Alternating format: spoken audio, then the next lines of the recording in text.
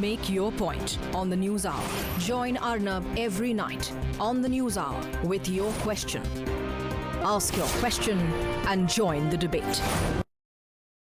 Well, yes, so that big referendum is tomorrow. UK gears up for it, and Brexit and Bremen campaigning is now highly intensified in the country. But what does Britain's exit from EU really mean for India? Let's get you a report on that.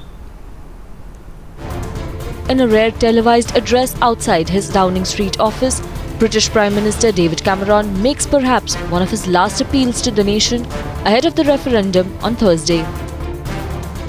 I believe very deeply from my years of experience that we will be stronger, we will be safer, we'll be better off inside Europe.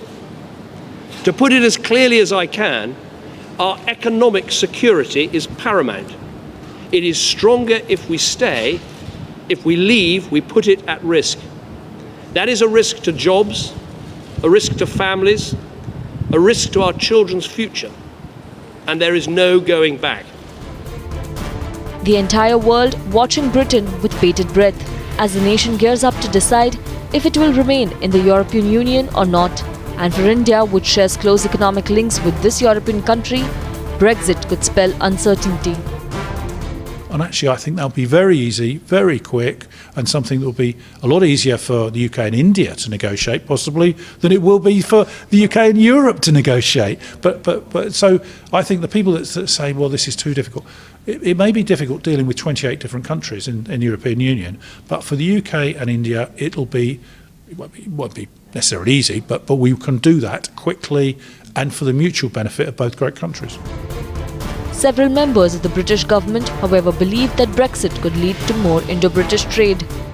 As long as we remain within the EU, we cannot do a bilateral deal with India.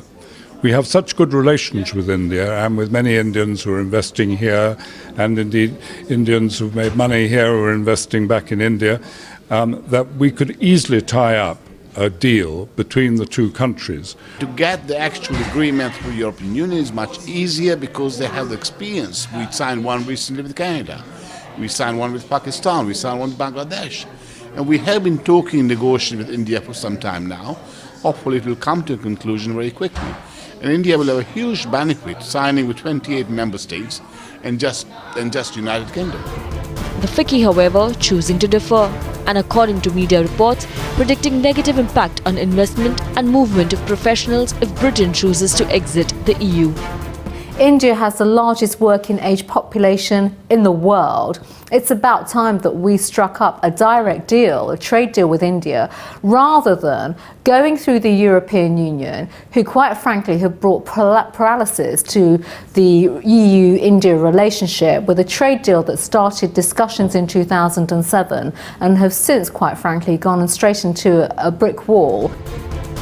One of the biggest foreign investors in our country now facing a vote that, in their Prime Minister's own words, puts Britain's economic security at risk. And as the EU remains on the edge, the world braces itself for the impact of Brexit. With Danish in London, Sanika and Priyanka for Times Now.